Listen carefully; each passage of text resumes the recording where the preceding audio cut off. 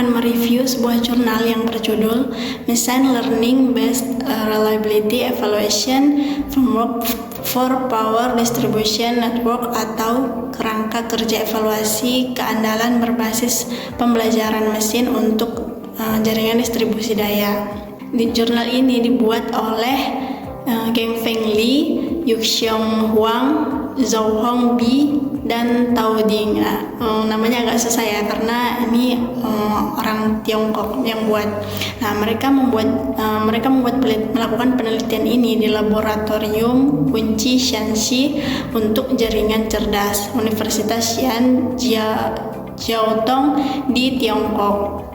Jurnal ini dibuat pada tanggal 17 Oktober 2019, direvisi tanggal 2 Februari 2020 dan diterima tanggal 6 Februari 2020 dan direvisi lagi lalu diunggah tanggal 6 April 2020 yang diunggah di IET Generation Transmission dan Distribusi yang merupakan forum untuk publikasi dan diskusi tentang praktik saat ini dan perkembangan masa depan dalam pembangkitan transmisi dan distribusi tenaga listrik. Analisis kontingensi berbasis kontinuitas banyak digunakan dalam sistem distribusi. Dalam metode analisis kontingensi berbasis kontinuitas konvensional, misalnya ekuivalen jaringan, yang dilakukan analisis topologi, yaitu analisis kontinuitas untuk mengidentifikasi hubungan antara keadaan gangguan sistem dan konsekuensinya. Yang melatar belakangi dibuatnya jurnal ini, yaitu metode berbasis analisis topologi dapat menjadi membosankan dan memakan waktu ketika menangani sistem distribusi yang cukup kompleks, yang membatasi penerapan evaluasi keandalan dalam praktiknya. Oleh karena itu, untuk mengembangkan kerangka kerja untuk evaluasi keandalan secara empiris dan pendekatan berbasis pembelajaran mesin dapat menjadi cara yang sangat menjanjikan sehingga jurnal penelitian ini dibuat. Tujuan penulisan dari jurnal ini yaitu untuk membangun model empiris yang digunakan dalam evaluasi keandalan dengan menggantikan metode analisis kontingensi berbasis kontinuitas konvensional. Atas dasar ini, penilaian kondisi sistem diubah menjadi masalah klasifikasi ruang keadaan atau SSC. Kemudian algoritma evaluasi keandalan sistem distribusi yang menggabungkan SSC dengan MCS berurutan diusulkan, di mana beban kerja analisis topologi dapat dilepaskan. Metode penelitian yang dilakukan dan dijelaskan pada jurnal ini yaitu: yang pertama, pembelajaran mesin dan MCS sekuensial digabungkan untuk berinovasi dalam kerangka kerja evaluasi keandalan sistem distribusi yang membantu meningkatkan aplikasi praktik evaluasi keandalan. Nah, yang kedua, metode penilaian status sistem berbasis SSC untuk evaluasi keandalan sistem distribusi diusulkan, di mana analisis konsekuensi status sistem diubah menjadi masalah klasifikasi.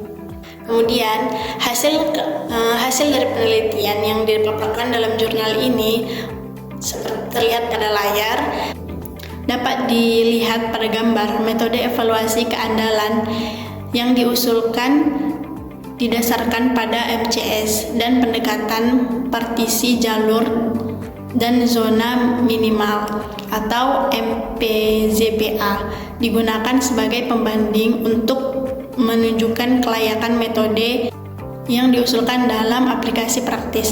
Selain itu, MPZPA adalah sejenis metode penelitian kondisi sistem berbasis kontinuitas. Seperti yang kita lihat pada gambar tersebut, rata-rata yang dibutuhkan 30,21 milisecond atau untuk menilai 10.000 status sistem untuk MPZPA dan 6,4 milisecond untuk metode berbasis SSC. Untuk jaringan aktual ini, hasilnya menunjukkan bahwa metode penilaian status sistem berbasis SSC yang diusulkan bekerja lebih baik daripada MPZPA dalam hal efisiensi komputasi, dan metode yang diusulkan kira-kira 5 kali lebih cepat daripada MPZPA.